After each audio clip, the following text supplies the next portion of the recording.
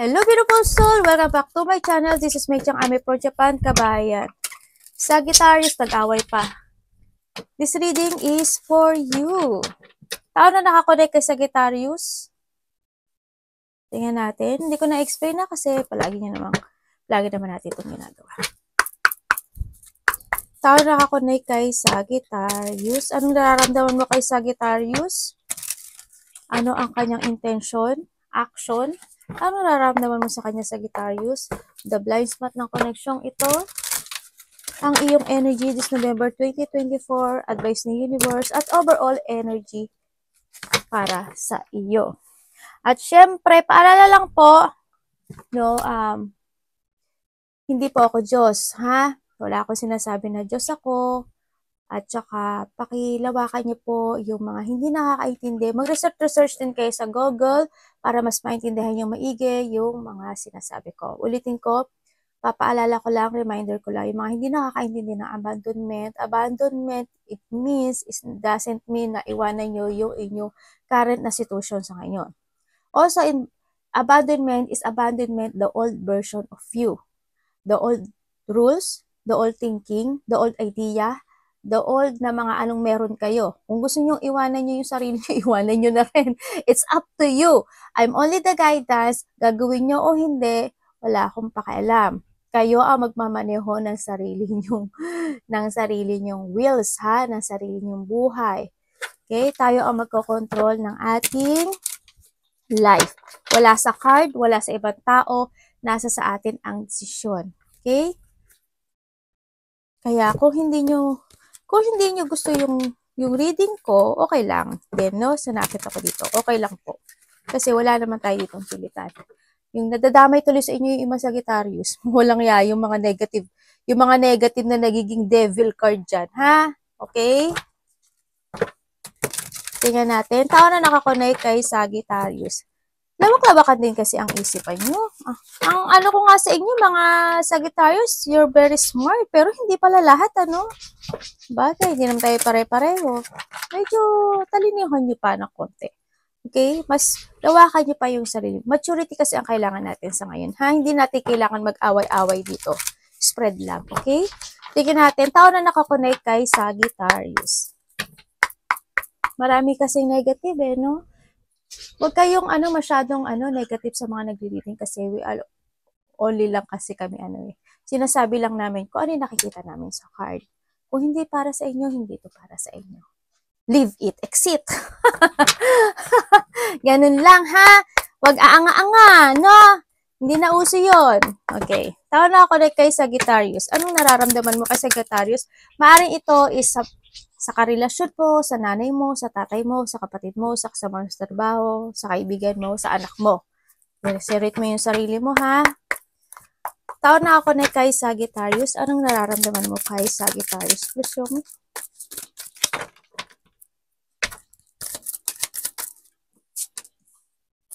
The Sun. Ano ang intention mo kay Sagittarius? The Six of Swords. Anong intention mo anong action mo kay Sagittarius?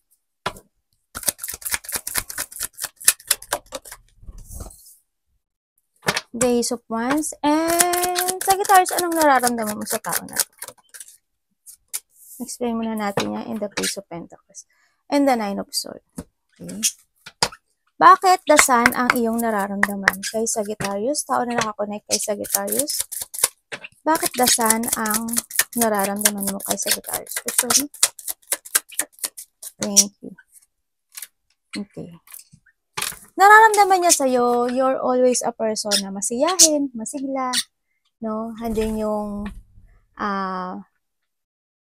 very open, actually, no? Kahit na minsan tahimik ka, pero you're open naman daw. So, nakita ko to. You are the person na you try to control and balance yung situation na kahit na minsan nagkakaroon kayo ng problema sa ibang bagay-bagay. Kumbaga, kaya mo kontrolin lahat bagay. Relationship, trabaho, pera. Kumbaga, flexible ka, no? So, nakita ko to. Ikaw yung tao na there's always hope. Hindi ka nawawalan ng pag-asa. Ikaw yung tao na palaging nagsasaayos ng mga bagay-bagay.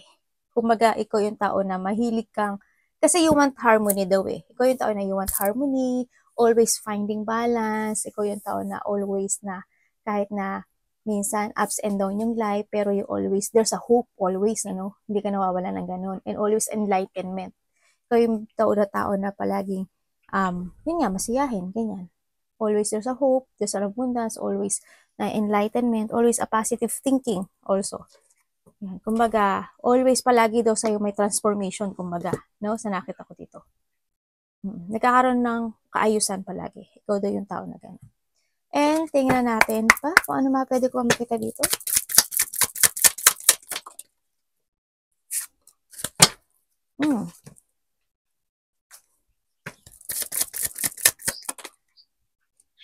O, diba? O, sinasabi niya rin dito na ano ka daw, always pa enlightenment ka daw. And also, palagi daw kasi sa inyo palagi daw sa'yo may transformation. Palagi daw sa'yo palaging may bago. Alam mo 'yun?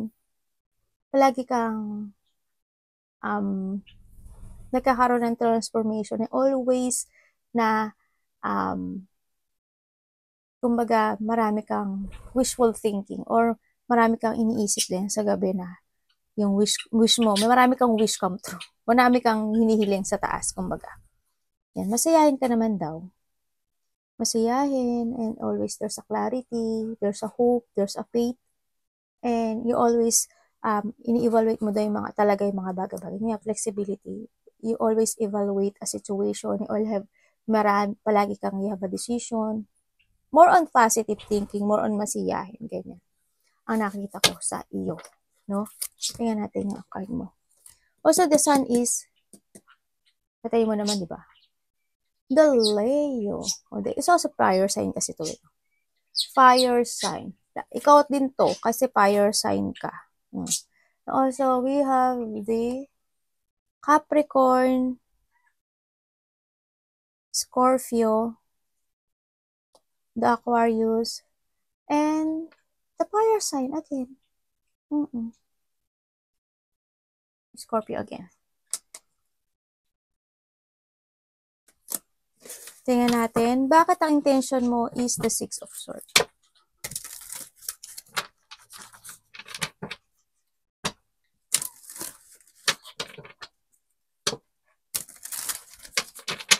Bakit Six of Swords ang intention mo? Tao na ako nag-Sagittarius.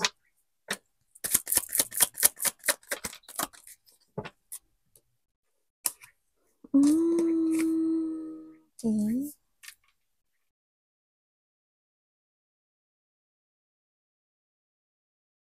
Maaring vice versa tayo tingnan ko lang. Bakit?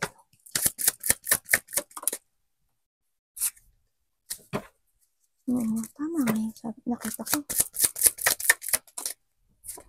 Nudging ako. Teka lang Sorry. Okay. Intention niya sa'yo, they offering you love, no? They offering you love, pero ang nakikita, kung kayo is magkasama, ito yung tao na palagi siya nagsusorry sa'yo, palaging nagkakaroon na mga dissatisfaction when it comes sa kanya, ganun, ando yung nape-pressure ka sa kanya, no? Lagi ka napapagod sa kanya, sa mga pagsusorry niya, kumbaga, para paulit-ulit. Kung kayo naman magkahiwalay, andun yung situation na nape-pressure ka daw. Siguro, nagkakaroon kasi siya ng limitation kahit na gusto niya ng recovery or gusto niya ng magkaroon ng pagsasaayos dito sa situation na to, parang nape-pressure ka ata sa kanya at lumalayo ka na lang. Yun na nakikita ko sa iba ha. Ang sinasabi dito, hindi yung nagkakaroon ka or siya ng limitation para i-express niya yung nararamdaman niya, para i-express niya yung love niya sa'yo. Ang dami niya awesome tanong no? Ang dami niyang tanong na tumatakbo sa isipan niya. No, dito. Ang daming they feeling stuck, ganyan. Andun yung dissatisfaction kasi maaring gusto niya ng connection sa'yo pero you always rejected it. Andun yung pagod ka na siguro at pag-iwas, mga ganun sa nakita ko dito. Kung kayo naman is, yun nga, kung kayo is in a relationship, no, nakita ko doon na nabe-pressure ka sa kanya kasi always na lang siyang, always na lang siyang sorry, paulit-ulit, ganyan, di ba? Kaya nape-pressure ka rin. Kumbaga, doon din yung sitwasyon na hindi siya sumusunod sa promises or kalakaran na sinasabi niya. Pero overkind ka naman, no? Na iniintindi at iniintindi mo yung bagay-bagay para sa kanya. Ganun. May kukuhanin ako dito, ha? Ano pwede ko malaman ko?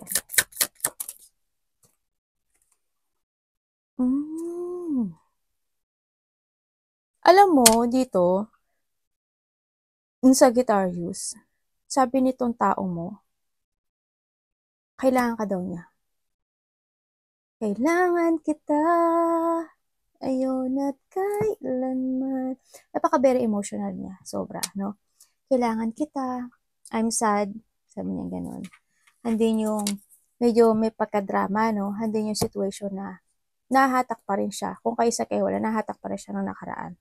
Dito, sa nakikita ko ito. Maybe is a water sign also, no? Yun ang nakikita ko sa niya. I need you, Sagittarius. Gusto ko yung, I'm happy with you. Siyempre, andun naman yung I'm happy with you. Ganyan. Kasi, masaya ako pagkasama ka. Gusto ko makaayos tayo. Yan, ikaw yung hinihiling ko sa taas. Ganyan. Sana magkaroon ng, kumbaga, change yung isip mo. If ever na ikaw is tumalayo, diba? Sana magbago yung isipan mo, ganyan. Magkaroon tayo ng recovery kasi kailangan kita. Parang konto. Tingnan natin. Ace of Wands. Bakit ang action niya isa Ace of Wands? Tao na nakakonect kay Sagittarius. Bakit sa Ace of Wands?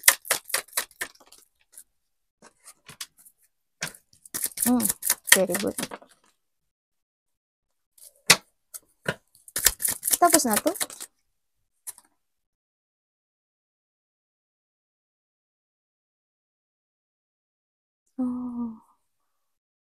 Okay, thank you.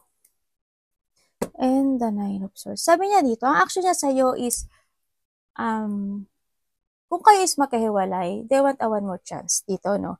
They want one more chance. Yes, handi yung situation na nagkaroon ka ng frustration sa akin, naisip mo, I'm only your friend, o sa iba naman is naisip mo na nag-cheat ako, ganyan. And then, nandito yung situation na gusto niyang matapos itong sitwasyon na to. Kumbaga, can you give me a one more chance again? Ganyan. Ang sinasabi niya dito. Kumbaga, gusto niya uli ng isa pang pagkakataon at magkaroon kayo ng victory and success para sa isa't isa. Kung kayo is magkahiwalaya, kung kayo naman is magkasama, ganun, ang nakikita ko dito, isa doon yung situation na isa sa inyo is very supportive, no? Handa naman din yung, kung itong kasi Sagittarius, they always say sorry sa'yo kung magkasama kayo, ha. I want to follow naman din yung sinasabi niya sa'yo. Susundin naman kita, Sagittarius, eh. Yung susundin kita, oo, itatama ko yung mali ko, ganyan. Relax lang. Huwag kang masyadong, ganyan. Huwag kang mag-isip ng mga bagay at huwag kang ma-frustrate sa akin. Relax ka lang kasi, kumbaga, susundin ka naman niya. Bigyan mo lang ako ng pagkakataon. Yun nga lang, palagi, di ba? Yan. Kung kayo is makahiwalay, kaya nakikita ko dito, no? Gusto niya, they want a communication dito, Sagittarius. Kung kayo sa kaila, gusto niya na communication, gusto niya uli ng togetherness, and handuin yung situation na, kumbaga, isa pang muling pagkakataon sa ating dalawa. Yun. Gusto kanya kausap.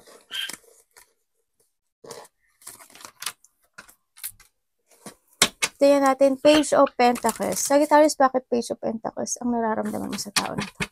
Sandali lang, anak. Ayan ka na naman. Oh, wala pa kaya. Oh, onesang ha. Wala pa. Diluloko mo ako. Opo, anak. Baba ka muna dun. Dali. Baba ka muna ka, ate. Ayaw ni Bibi, eh. Sagittarius. Ayaw ni Bibi. Anak, dito ka na muna. Dito ka sa ni mami. Sa batika to. Andito, anak. Oide. Bakit Page of Pentacles ang nararamdaman mo sa kanya, Sagittarius? Bakit Page of Pentacles ang nararamdaman mo sa tao na to, Sagittarius?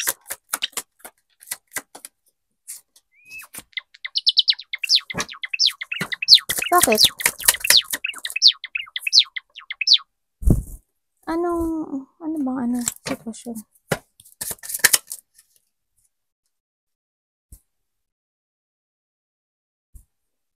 Anak, baba ka muna, anak. Anong mangyari?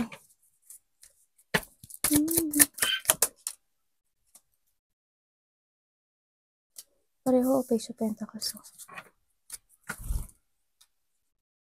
Okay, ang nararamdaman mo sa kanya, Sagittarius, sinasabi mo na palagi kanyang nililing lang, no?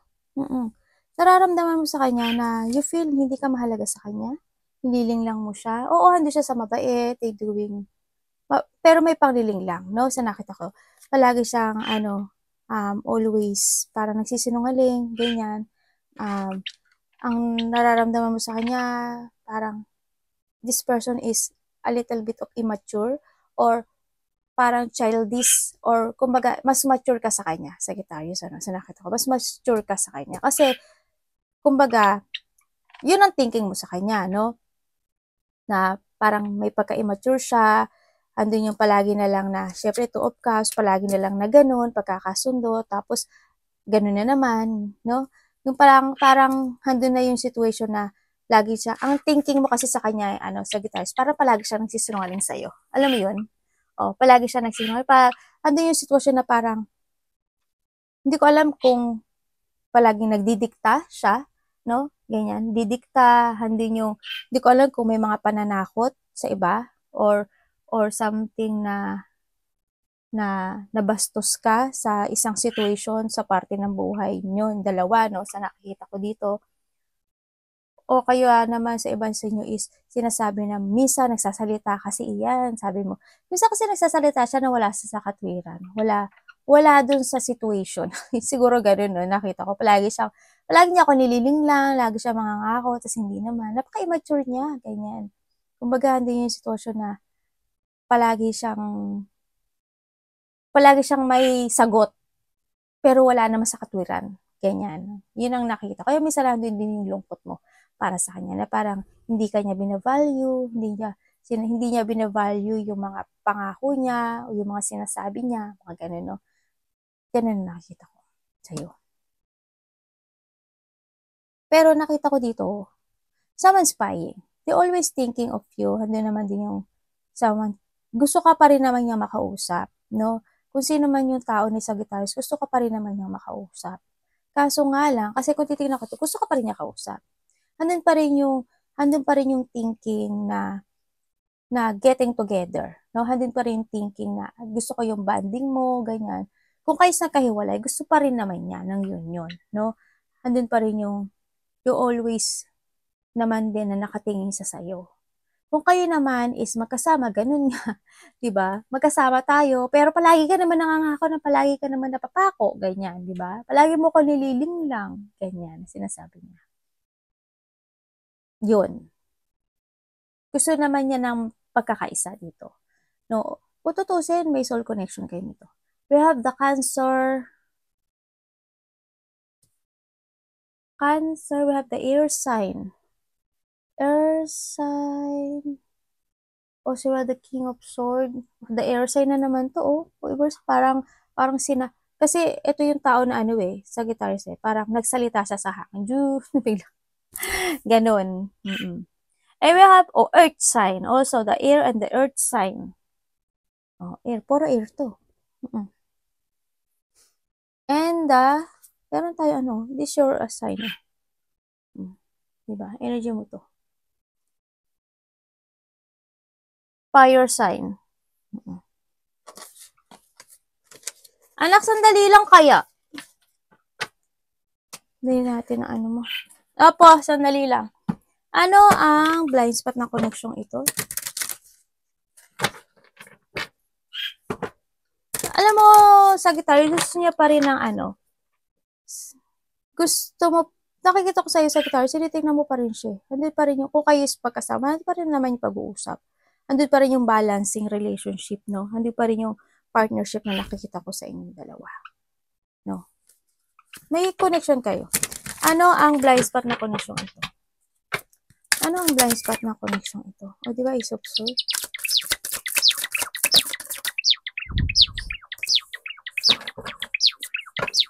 Ano ang energy ni Sagittarius, November? Advice po, universe.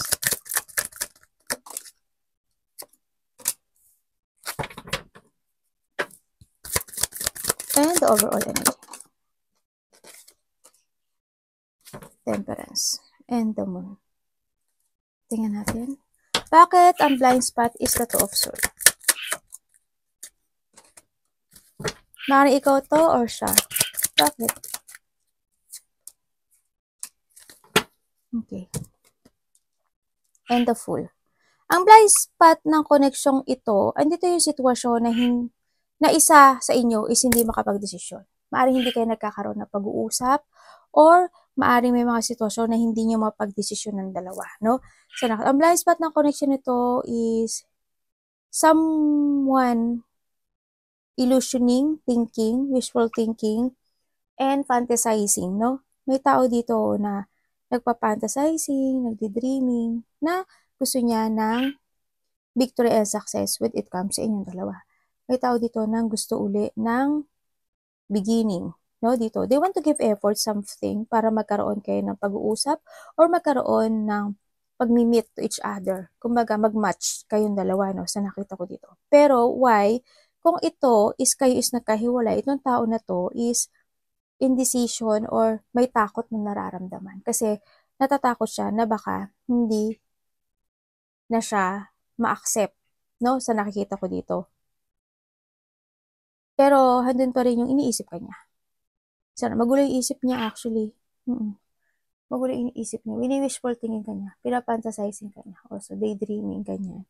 Nandito yung they want to give effort and focus dito sa sitwasyon na to. Pero, ayun nga, sabi ko sa'yo, gusto niya uli na ano, I miss you daw. Someone missing you. Someone is obsessed, no, sa nakita ko dito. Andun yung takot na baka ma-reject mo siya. Ang daming, they stuck. Also, stuck siya, naghihintay siya ng sign para mag-move on siya dito, no, sa nakita ko. Kung kayo is magkasama, andun naman yung situation na isa sa inyo is indecision, no? Isa sa inyo is indecision na kung kaya niyang baguhin yung sarili niya o i-reset yung sarili niya na sundin yung mga gusto mong mangyari sa inyong dalawa, no? Kung kayo is magkasama. Tingnan natin bakit two of Pentacles ang energy. Hala? Tuluga ka talaga, baby! Ngangat-ngatin talaga kita. Ipiprito na kita. Pirito yung anak. Lagi mo ko pinupupuan, anak. Tingnan natin ang energy mo. Bakit?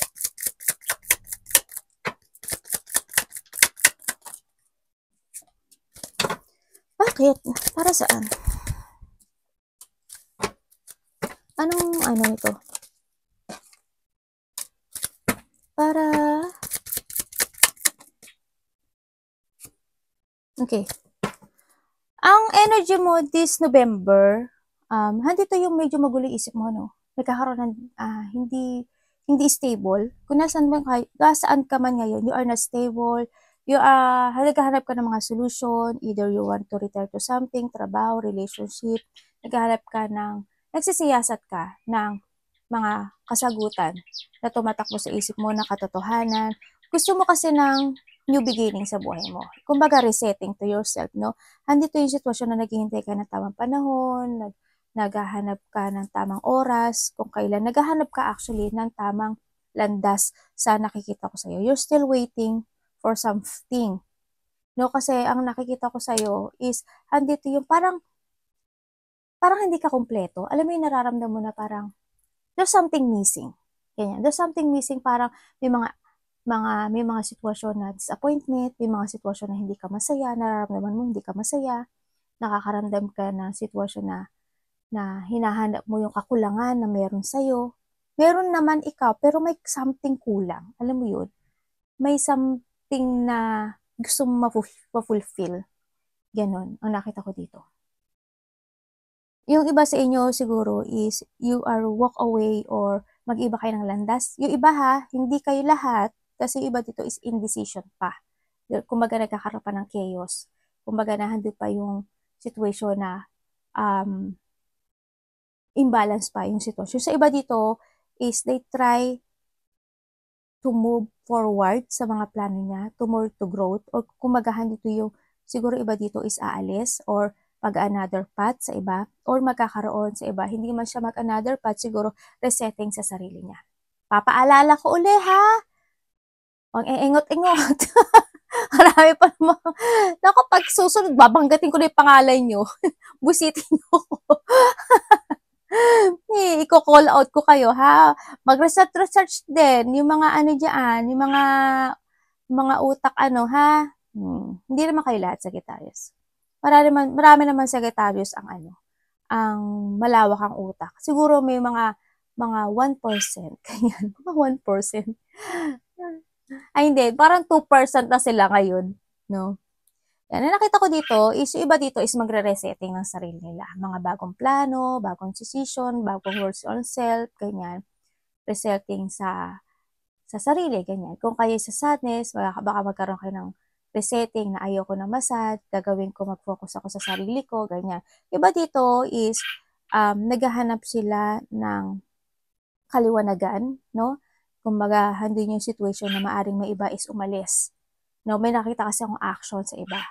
May nakita ako na mag-move forward sila sa kanilang mga plano at mag-another ng path. Kumbaga, maile-let go or maiwi-withdraw sila na something. Yung iba is thinking pa lang naman. Hindi pa naman totally ito decision sa nakita ko. Kumbaga, hap-hap kayo kasi no, sa nakita ko ito. Iba dito is they starting to invest again to make a new beginning sa sarili nila. Either to go or to stay. No? Or focusing sa sarili nila. Ganun ang iyong energy sa ngayon. Napakarami nyo kasi energy. Dali lang anak, meron tayong earth sign. Wala anak, ano yun? The Virgo. The air na naman to, oh. And the fire sign. The Aries. And Taurus. And also, we have the Pisces. No? Tingnan natin, bakit the full po, universe, ang iyong advice. The pool, di ba? Meron tayong pool dito and meron tayong pool dito. Kasi sinasabi dito na, yung iba dito is, choose your happiness, choose your fulfillment, hanapin mo, tanongin mo rin daw yung sarili mo. Sabi ni card, wala akong sinasabi dito na wala sa card, ha? Please lang po, okay? Huwag kayong, naka-high blood ako masyado. Magkakasakit ako sa inyo, hindi oras eh. Ang sabi ito, tanongin nyo rin daw yung sarili nyo kung ano talaga yung makakapagbigay sa inyo ng fulfillment, ganyan, makapagbigay sa inyo ng happiness, ganun. Ano yung makapagbigay sa inyo ng kasiyahan, no? Universe, bakit po the Fool ang advice nyo?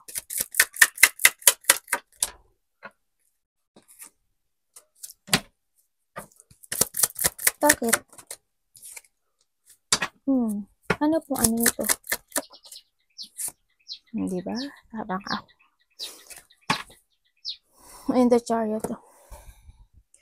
We have the Cancer, the air sign, the Pisces, and the earth sign, and the air sign. Sabi dito, ang advice sa iyo, start a new beginning in your life. Pahalagaan mo and know your worth, no? Sinasabi dito. Hanapin mo yung ikasisiya mo, di ba? Kasasabi ko lang. Inulit na naman ni universe. Try to move on, try to give effort. Kailangan mo ngayon mag-desisyon. It's time to use your head when making a decision. Maging devoted ka sa mga gusto mong gawin in your life. If you want to reset yourself or to make a new beginning when it comes to yourself, sa mga plano, isa-isahin ko ha, para hindi kayo maswemp lang, no? Sa mga bunggo sa ibang direction, no? Kung hindi kayo makaintindi. I-reset nyo yung sarili nyo. Kung gusto nyo iwanan yung buhay nyo, iwanan nyo. Kung gusto nyo iwanan yung sarili nyo, iwanan nyo. Kung gusto nyo mag-reset ng sarili nyo, decision, thinking, rules, resetting, or abandon the old version of you pahalagahan mo yung sarili mo. Huwag kang maging bitter. Okay? Huwag kang magpa-stagnant. No? Hanapin mo yung ikasisiya mo. Ang sinasabi dito. This time, you need to give effort more to yourself. Sa sarili ha, sa sarili. Take it action, movement, katatagan, think to the future. Nasa sayo ang desisyon ha, nasa sayo ang desisyon dito. Okay? Ikaw ang magdi-decide. Ikaw kasi ang mag-aano ng iyong gagawa ng iyong direction sa buhay. Okay? Maging totoo ka rin daw sa sarili mo, syempre. Honest to yourself, ganyan. It's time to structure again. Manners, ha? Manners, ganyan. And, kailangan dito ng mental clarity. Tingnan natin ang yung overall energy. Bakit overall energy?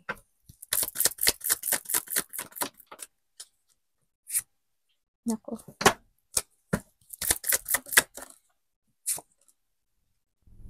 Okay. Anong pwede ko malaman dyan? Ganda to of Pentacles. Okay. Iba dito, dalawa anak? Or isa? Okay, ang sabi dito, yung overall energy mo is is patient, no? Is more on patient, taking to the higher path. Also, andito yung sinasabi dito na nagkakaroon ka kasi ng limitation sa sarili mo sa ngayon, no? Nagiging tahimik ka lang, pero handun yung pressure. Iniintindi mo yung mga bagay-bagay, na masyado ka nagiging over-kindness, over-understanding, no? Pag-aralan mo daw yung mga bagay-bagay na meron ka sa ngayon. Also, we have the bad news, no? Sa nakita ko dito. Bad news in early matter, handito rin yung nalalack of progress yung iba, syempre, hindi ko alam yung iba dito is maaring makakaramdam ata kayo ng katamaran.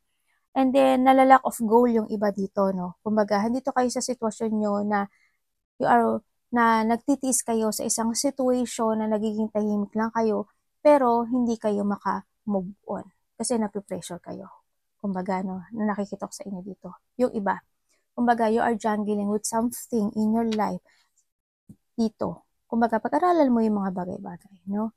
Dito. Pahalagahan mo rin yung sarili mo. Kung kayo is nagkakaroon kayo ng trouble when it comes to your money, this is the time na kailangan na rin na mag-ipon ng money. Or,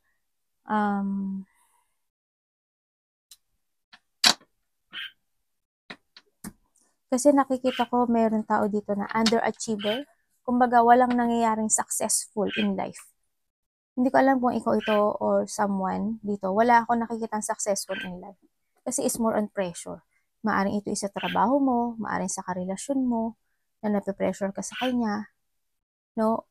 Kasi maaring itong tao na kung may karelasyon ka na masyadong masikreto at maraming lihim, ganyan, maaring nape-pressure ka doon, o kaya naman sa trabaho mo, maaring nape-pressure ka, no?